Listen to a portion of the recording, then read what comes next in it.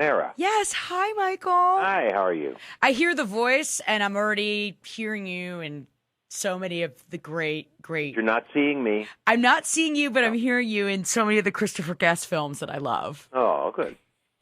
So tell me how this all came about, Unplugged and Unwigged. It's the 25th anniversary of the release of This Is Spinal Tap, so we wanted to do something to commemorate the band.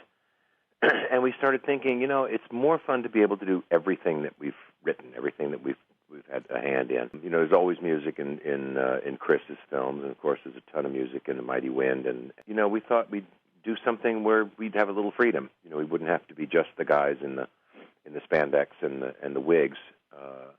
You love wearing spandex, though, don't you? You know what? It's not as much fun as it used to be. But yeah, we muddle through.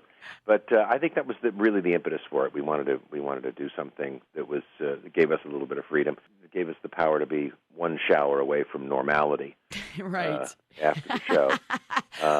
And I've read that you're going to be doing music from not just Spinal Tap. It'll be from A Mighty Wind, and Right. there's going to be some Guffman songs And too. Waiting for Guffman, absolutely. We've been rehearsing two of them. Is it Stool Boom? No, Stool Boom. You really need a group. You need a pit orchestra, and it's just us guys with our guitars, mandolins. Okay, and you're all amazing musicians. Oh, thank you very much. I have to say, we're on with Michael McKean. Spinal Tap is my all-time favorite movie. Oh, thanks. That's great. Did you guys even have any idea the cult following it would have 25 years later? All we tried to do was to give it some shelf life so that it would still be funny years later. We really couldn't foresee anything. We were told by the studio who released the film that, this isn't going to make any money and no one will ever remember this. So we said, yeah, okay, well, let's do it anyway. And sure enough, it didn't, its theatrical release was nothing to write home about, except for places like Boston, where it played for a year. And then one of the great lines in the film, like, "Oh, don't worry, Boston got canceled. It's not a big college town." Not a big college town. Yeah, yeah. You play the best gay character in Best in Show. Good. Yeah, I thought we were kind of the healthiest couple in the movie. Definitely, we were the most sane. And how many kimonos do you own? I actually don't own any. I have to know if you, I watched you, of course, on Laverne and Shirley. Uh-huh.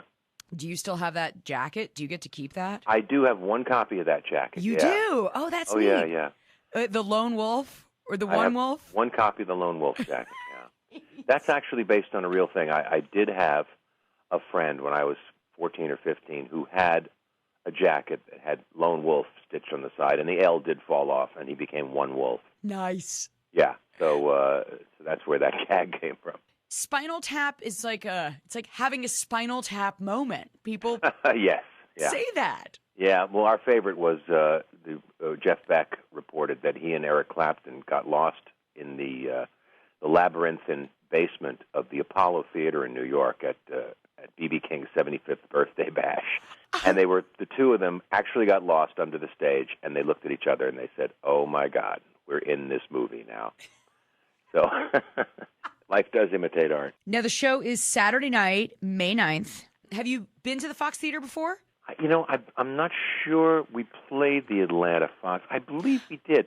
I don't know whether Spinal Tap did. I went on the road with Lenny and the Squigtones. Nice. Back in the day with David Lander and crew.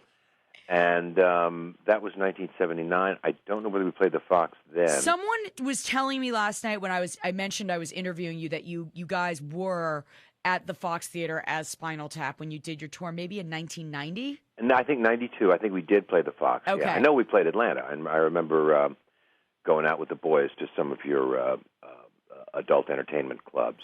Is that something you enjoy? World famous. No, never do. But it was an interesting night. It's one reason to remember Atlanta fondly. So you were going to make it rain. Excuse me? Do you know what "make it rain" means? No. Oh, I'm going to teach you something, Michael. Please do. Okay.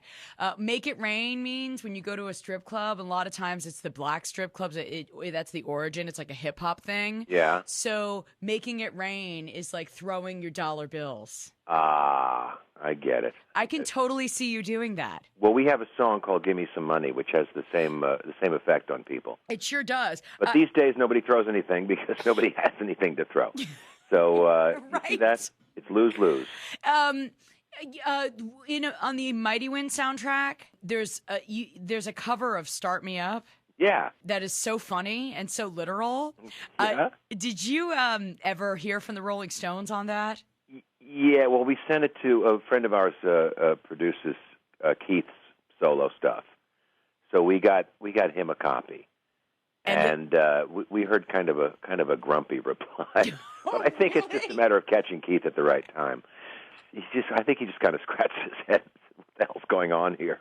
Well, it's really funny how you turn "Start Me Up" into sort of a bluegrass jam. Yeah, it's kind of a up-tempo bluegrass folky tune. Yeah, it's fun to do.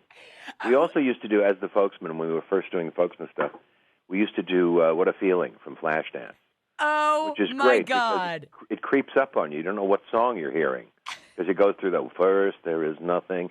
And it's done like this kind of ballad. So we like doing that too. But we Start Me Up works a little better. We just want to do one cover as those guys. Oh, that's very, very funny. Well, will you be doing those in concert?